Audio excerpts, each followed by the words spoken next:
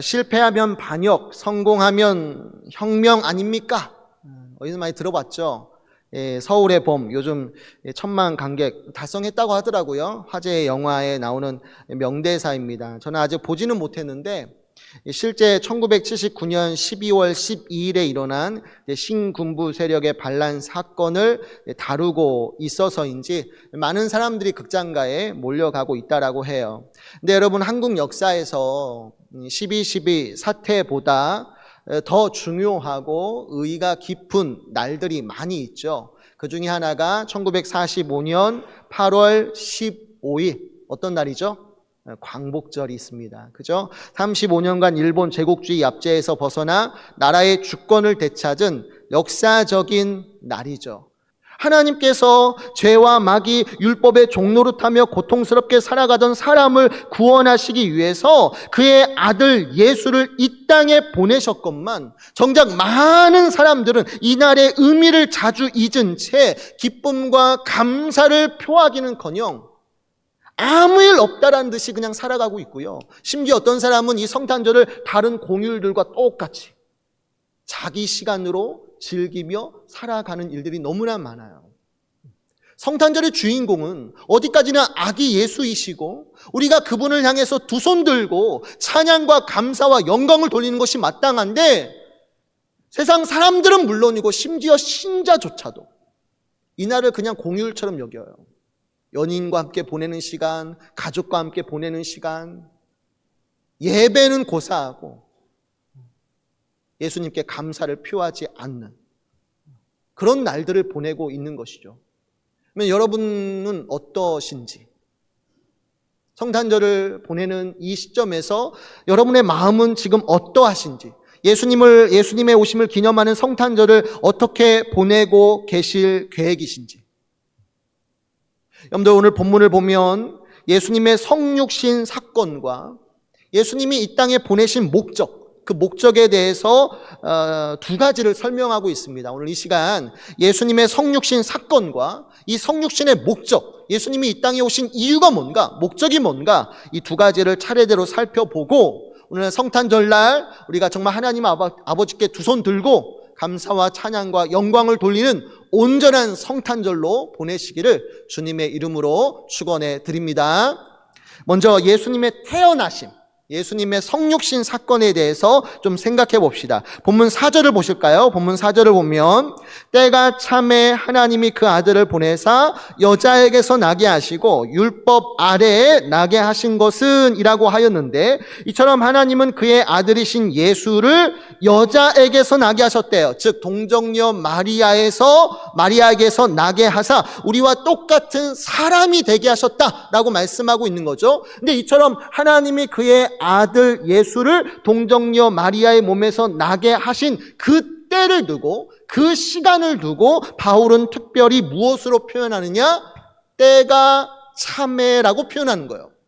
하나님이 그의 아들 예수를 보내신 그 시간을 두고 때가 참에라고 표현하고 있다는 거죠. 여러분들, 루터교 개신교 신학자인 오스카 쿨만이 1946년에 그리스도와 시간이라는 신학 서적을 냈는데 그 제목에서와 같이 신약 성경에서 시간과 관련된 다양한 언어들을 연구한 내용이 나와 있습니다. 여러분들, 복음서를 읽다 보면 예수님께서 아직 내 때가 되지 않았다, 이 시간에 대해서 말씀하시는 경우가 참 많아요. 근데 그 예수님과 관련된 시간, 그 시간에 관련된 용어들을 살펴보는데 특별히 오스카 쿨만이 그 시간과 관련된 헬라어 용어들 중에 특별히 두 가지 용어가 주목해야 한다는 거예요. 두 가지 용어를 주목해야 하는데 하나는 크로노스이고 다른 하나는 카이로스예요. 내가 아마 설교 시간에 몇 번 얘기했던 기억이 나는데 이렇게 헬라어에서 시간을 뜻하는 두 가지의 용어,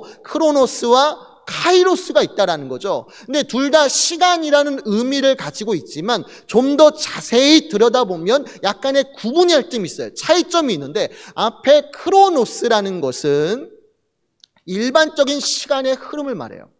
앞에 크로노스라는 헬라어는 일반적인 시간의 흐름을 말해요. 연대기라는 영어가 여기에서 유래됐는데 이렇게 일반적인 시간의 흐름을 두고 이것을 가리켜서 헬라어 크로노스라고 표현하는데, 이에 반해 카이로스는 뭐냐면 역사적으로 중요한 순간들이 있어요.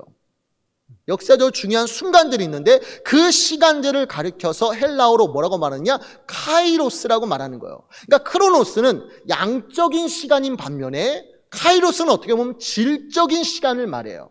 우리가 앞에 12.12 사태도 얘기했고 8월 15일도 얘기했잖아요. 1945년 8월 15일은 다른 날들과는 다른 의미를 가지고 있지 않습니까? 1944년 8월 15일과 다른 날짜예요. 이날은 굉장히 우리에게 역사적으로 중요한 순간의 날이지 않습니까? 근데 이런 날들을 가리켜서 뭐라고 말하는 거예요?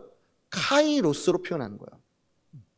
그러니까 예수님이 오시고 그분의 복음이 정말 예루살렘과 온 유대와 사마리아와 땅끝까지 가장 쉽고 빠르게 전달될 수 있는 그때, 바로 로마가 다스리고 교통이 발달되고 헬라어만 알고 있으면 누구든지 소통이 가능한 그때를 하나님이 정하신 거예요. 예수를 보내실 때로 정하시고 지난 영원 전부터 계속해서 이 모든 일들을 철저하게 준비하시고 마침내 때가 참해, 마침내 작정하신 그때가 참해 누구를 보내시는 거예요? 아들 예수를 여자에게서 나게 하사 우리를 위한 구원을 이루어 주시는 거예요. 여러분들, 이 말씀을 묵상하면 얼마나 큰 은혜가 되는지 몰라요. 여러분들, 우리의 주위에서 일어나는 모든 일들, 내 삶 속에서 일어나는 모든 일들 뿐만 아니라 나와 상관없는 세속의 역사들, 인류의 역사, 우리의 눈으로 보면 그냥 물처럼 되는 대로 흘러가는 것처럼 보여지지만 실상은 전혀 그렇지 않아요. 우리에게서 일어나는 모든 일들 뿐만 아니라 세속 역사, 모든 인류의 역사는 누구의 손 안에 있어요? 하나님 아버지의 손 안에 있어요. 그러니까 모든 인류의 역사는 절대적 주권자이신 하나님의 손 안에 있고 그 역사가 그분의 뜻대로 흘러가는 거예요. 그러니까 우리에게 일어나는 모든 일들 중에 우연이라든지 운명이라는 것은 없어요. 하나님께서 당신의 주권적인 섭리의 손으로 말미암아 지금도 이 세상, 이 모든 인류의 역사를 당신이 작정하시고 당신이 뜻하신 대로 모든 역사를 이끌어가고 계시고 있다라는 거예요. 그리고 정말 중요한 것은 그렇게 하심으로 말미암아 무엇을 이루느냐? 로마서 8장 28절 말씀처럼 이 모든 것이 합력하여 누구의 선을 이루시는 거예요? 우리의 선을 이루고 계신 거예요. 그러니까 하나님께서요, 지금도 눈에 보이지 않지만 하나님께서 이 온 세상을 지금 다스리시고 역사를 주장하여 주시사 결국에는 저와 여러분들 교회를 위해서 일하시고 결국에는 교회를 승리하도록 만들어 주실 줄 믿으시기 바랍니다. 그러니까 여러분들 어떤 일이 벌어지든 어떤 상황이 일어나든 걱정할 필요가 없어요. 왜? 그 모든 것들 다 지금 뭐예요? 하나님이 작정하시고 하나님이 준비하셔서 결국에는 우리의 선을 이루어 주실 거니까. 하나님이 모든 것 위에 계시고 모든 역사를 다스리고 계시니까 무슨 일이 일어나든 놀라거나 당황하거나 두려울 필요가 전혀 없던 거예요. 왜? 하나님이 계시니까. 예수님의 나심도 그래요. 그냥 우연히 베들레헴 땅에 태어난 것이 아니에요. 하나님이 영원전부터 작정하시고 준비하신 때가 있고 그 때가 참에 하나님께서 보내셔서 예수와 그분의 복음이 땅끝까지 전파될 수 있도록 다 계획해 놓으신 거예요. 때가 참에. 얼마나 은혜가 돼요. 그러면 두 번째로 하나님이 그의 아들 예수를 이 땅에 보내신 목적이 뭐죠? 하나님이 때가 참에 그의 아들 예수를 이 땅에 보내셨는데 보내신 그 이유가 뭔가? 목적이 무엇인가? 이것을 두고 그 다음 본문 5절에서 바울이 설명하는 거예요. 그 이유가, 그 목적이 5절 말씀에 나오는데 너무 중요한 말씀이죠. 우리 다 함께 읽어보도록 합시다. 준비 시작. 율법 아래에 있는 자들을 속량하시고 우리로 아들의 명분을 얻게 하려 하심이라. 아멘. 여러분 잘 보시면 원문을 보면 뭐뭐하기 위하여의 헬라어 접속사 히나가 나옵니다. 목적절이에요. 목적절. 그러니까 하나님이 그의 아들 예수를 이 땅에 보내신 목적이 5절 말씀에 설명되고 있는데 그것을 나타내는 목적절 히나가 있단 말이에요. 근데 이 히나가 이 5절의 문장 속에서 하나만 나오는 것이 아니라 두 개가 나와요. 그러니까 이 말의 뜻이 뭐냐면 하나님이 그의 아들 예수를 이 땅에 보내신 목적이 두 개라는 거예요. 두 가지를 이루기 위해서 그의 아들 예수를 정한 때에 보내셨다라고 말씀하고 있는 거죠. 그러면 이 내용을 좀 차례대로 살펴봅시다. 첫 번째 목적은 예수님이 왜 이 땅에 오셨는가? 첫 번째는 율법의 저주 아래 있는 우리를 속량하시기 위해서라는 거예요. 예수님이 왜 이 땅에 오셨느냐? 첫 번째 목적은 율법의 저주 아래 있는 우리를 속량하시기 위함이라는 거예요. 본문 5절 전반절을 다시 한번 볼까요? 5절 전반부를 보면 율법 아래에 있는 자들을 속량하시기 위해서라고 하였는데 여기에서 속량하다가 헬라어로 엑사고라조이고 이게 어떤 단어냐면 노예와 같은 사람들을 시장에서 값을 주고 어떻게 보면 이게 속전이죠. 속전을 주고 다시 사오는 행위, 이걸 가리켜서 엑사고라조, 속량하다라는 의미를 가지고 있습니다. 그러니까 오늘날 모든 사람은 율법의 종노릇하며 저주 아래 놓여 있는데 이러한 우리를 구원하시기 위해서 하나님이 그의 아들 예수를 이 땅에 보내셔서 그 예수가 우리 대신 값을 치르시고 우리를 율법의 저주에서 놓이게 하셨다라고 얘기하는 거예요. 그러니까 율법의 저주 아래에 있는 우리를 구원하시려고 아들 예수가 오셨다는 거죠. 여러분들 좀 더 자세히 봅시다. 율법이 뭐죠? 율법, 너무나 자주 듣는 단어인데 율법이 뭐예요 도대체? 율법이라는 것은 하나님께서 당신의 언약 백성, 하나님의 백성에게 주시는 삶의 올바른 규범이에요. 내가 이 땅에서 어떻게 사는 것이 옳죠? 어떤 것이 선하죠? 내가 생각하고 내가 주장하고 내가 옳다고 생각하는 그것이 선이에요? 그게 옳은 거예요? 절대 그렇지 않아요. 우리에게 선이라는 건 뭐예요? 우리에게 옳고 틀린 것의 기준이 뭐예요? 그게 바로 하나님의 말씀, 율법이거든요. 하나님께서는 당신과 언약을 맺은 이스라엘 백성들을 가나안 땅으로 인도하시고 그들에게 율법을 주셨어요. 이 말의 의미가 뭔지 아세요? 주위에는 하나님도 율법도 알지 못하는 세상의 질서와 방식대로 살아가며 온갖 죄악된 삶을 살아가는 가나안 민족들이 가득했는데 그러한 세상 속에서 너희들만큼은 이스라엘 백성들만큼은 그들을 닮아가지 말고 그들을 본받지 말고 너희는 하나님의 백성답게 하나님의 말씀대로 살라는 거예요.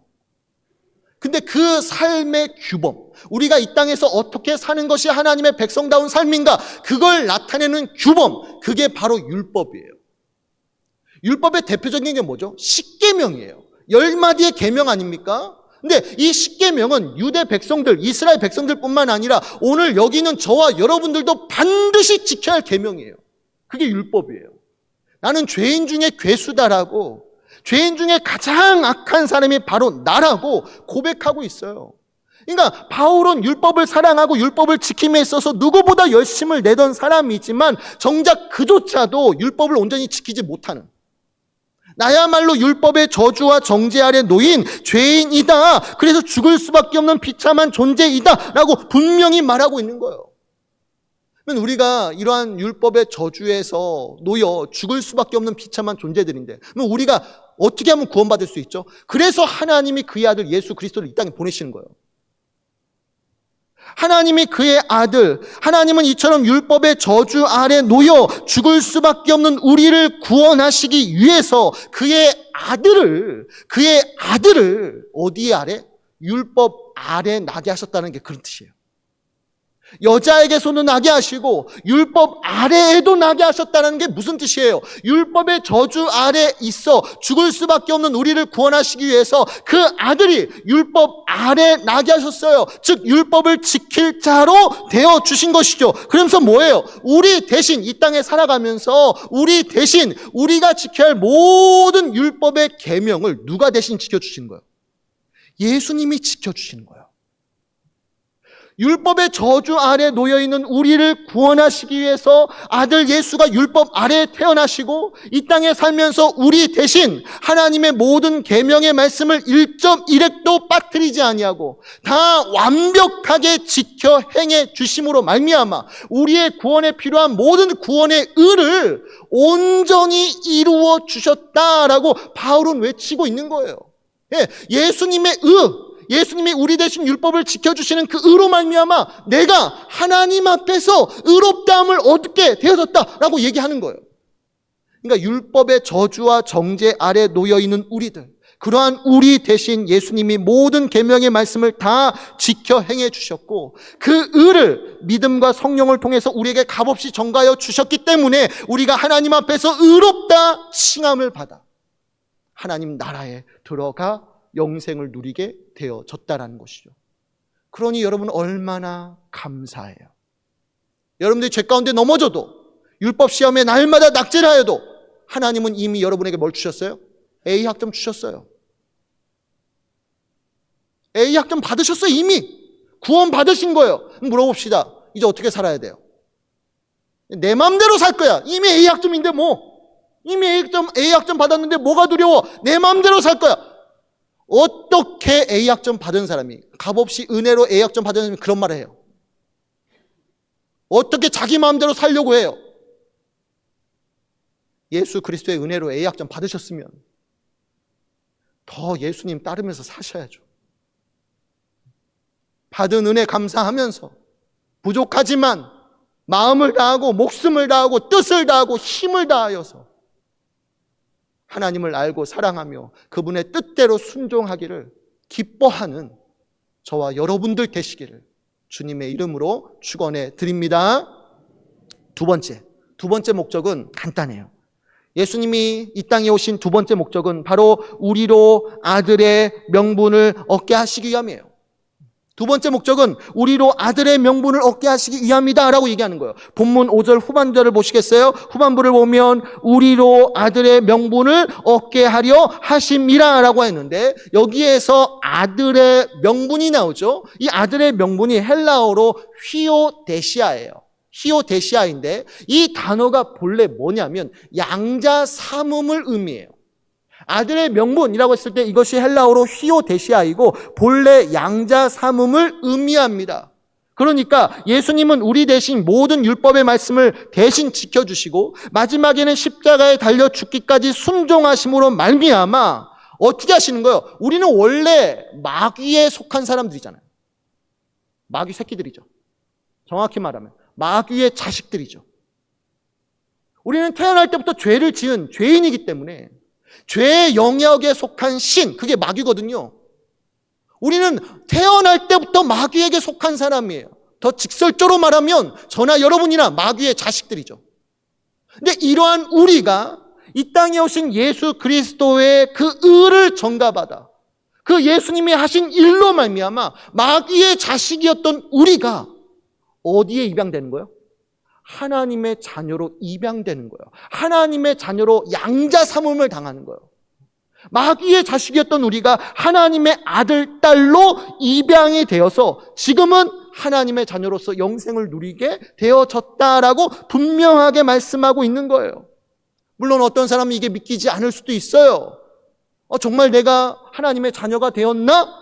이런 의심, 이런 불안이 생길 수 있어요. 근데 이러한 것조차도 없애주시기 위해서 하나님이 우리에게 주신 것이 있어요. 아들 예수가 승천하시면서 대신 우리 마음 가운데 누구를 부어주셨어요? 성령을 부어주시는 거예요. 그리고 그 성령님은 우리 속에 계시면서 뭘 하시냐면 하늘에 계신 그 하나님이 정말 내 아빠, 아버지 되심을 날마다 확신시켜 주신 거예요. 누군가 물어요. 당신은 하나님이 어떻게 아빠, 아버지라고 확신하냐고. 그거 어떻게 설명할 수 있냐고.